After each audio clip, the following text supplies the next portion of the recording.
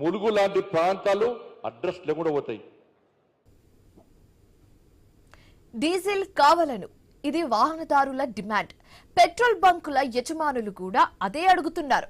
Diesel కావాలి అంటూ indent పెడుతున్నారు, కానీ లోడ్ రావడం లేదని చెప్తున్నారు. అందుకే నో స్టాక్ బోర్డ్స్, వాహనదారుల రద్దీ నెలకొంది అని చెప్తున్నారు.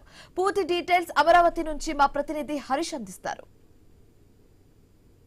నేపథ్యంలో నగరంలో ఉన్నటువంటి విజయవాడతో పాటు చుట్టుపక్కల ప్రాంతాల్లో ఉన్నటువంటి పెట్రోల్ బంకులు వాహనదారులు ఎక్కువగా ముందుకు వచ్చి పెట్రోల్ అదేవిధంగా డీజిల్ కొనుగోలు చేసేటువంటి ప్రయత్నం చేస్తుండటంతో బంకుల్లో పెద్ద ఎత్తున రష్ కనిపిస్తుంది. వాహనాలు కూడా పెద్ద ఎత్తున బారులు తీరినటువంటి సిచ్యువేషన్ మనకు కనిపిస్తుంది. పెట్రోల్ కొనుగోలు చేసేందుకు వాహనదారులు ప్రత్యేకంగా పెట్రోల్ బంకులకి పరుగులు తీసినటువంటి సిచ్యువేషన్ ఉంది. ఎందుకు అంటే పెట్రోల్ దొరకట్లేదనా, అసలు ఏంటి, ఎలా ఉంది సిచ్యువేషన్? ఎందుకు దొరకట్లేదు? దొరుకుతుంది కదా పెట్రోల్. మరి ఎందుకని ఎంత ఇదిగా అందరూ పెట్రోల్ బంకుల మీదకి వస్తున్నారు? ఎవరో కొట్టించుకుంటున్నారు, దొరకదని చెప్పేసి కొట్టించుకుంటున్నారు అంతే. పెట్రోల్ ఎందుకు కొరతుంది? అన్ని బంకులు దొరుకుతుంది, సరఫరా దొరుకుతుంది.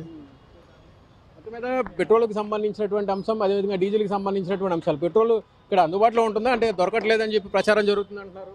అన్ని చోట్ల అందుబాటులోనే ఉందండి పెట్రోల్, కానీ ఏంటంటే రేట్లు పెరుగుతున్నాయని చెప్పి స్టాక్ పెట్టుకుంటున్నారు అంతే, అంతకుమించి ఏమీ లేదు. ఎందుకు అలా ప్రచారం, ఎందుకు అలా జరుగుతుంది? ఎవరు డబ్బులు ఎవరు పోగొట్టుకుంటారన్న.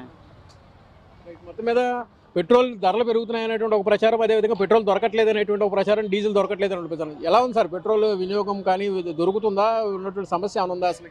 మాకు దొరుకుతుందిగా. మరి ఎందుకని ఎంతమంది ఇలాగా అపోహ? పెట్రోల్ దొరకట్లేదనా, లేకపోతే దొరకదేమో అన్న భయం అందరికి, అంతే. రేట్లు పెరిగిపోతున్నాయనా, దొరకదేమో అన్న భయం. ఎందుకు అలాంటి స్పెక్యులేషన్స్ అసలు ఎందుకు? మీరే చెప్పాలి అందరికి, ఉంది భయపడద్దని. ఎందుకు అసలు ప్రచారం ఎందుకు మొదలైంది అంటారు? మీలాంటి సోషల్ మీడియా ద్వారానే. ఎందుకు ఈ రకమైనటువంటి ప్రచారం చేయడం ద్వారా ఎవరికి లబ్ధి ఉండదు, ఎవరికి లబ్ధి ఏమి ఉండదు. బంకు వాళ్ళకి సేల్స్ అవుద్ది, అదనంగా వాళ్ళు కూడా ఇవ్వలేరు కదా. అయితే తెచ్చుకుంటారు, స్టాక్ లేకపోతే ఉంది కదా. మొత్తం మీద వినియోగదారులు అయితే చాలా క్లియర్గా ఉన్నారు. పెట్రోల్కి సంబంధించినటువంటి వినియోగం, పెట్రోల్కి సంబంధించినటువంటి స్టాక్ అయితే కూడా పుష్కలంగా ఉంది, ఎటువంటి ఇబ్బంది లేనటువంటి సిచ్యువేషన్ ఉంది. ఒక రకమైనటువంటి ప్రచారం జరుగుతున్నటువంటి నేపథ్యంలో ఆ ప్రచారాన్ని నమ్మి పెద్ద ఎత్తున వాహనదారులు పెట్రోల్ బంకులకి బారులు తీరి వస్తున్నారు. ఈ సమస్యని వాహనదారులు కూడా ముందుగానే గుర్తించినప్పటికీ కూడా ఈ అంశానికి సంబంధించినంత వరకు కూడా జరుగుతున్నటువంటి ప్రచారాలు మాత్రమే. ఒకవైపు పెట్రోల్ ధరలు పెరుగుతున్నాయి అనేటువంటి ఒక రకమైనటువంటి ప్రచారం, అదేవిధంగా పెట్రోల్ దొరకట్లేదు అంటూ జరుగుతున్నటువంటి ప్రచారం, ఈ మొత్తం ప్రచారాలకు సంబంధించినటువంటి అంశాలపైనే ఎక్కువగా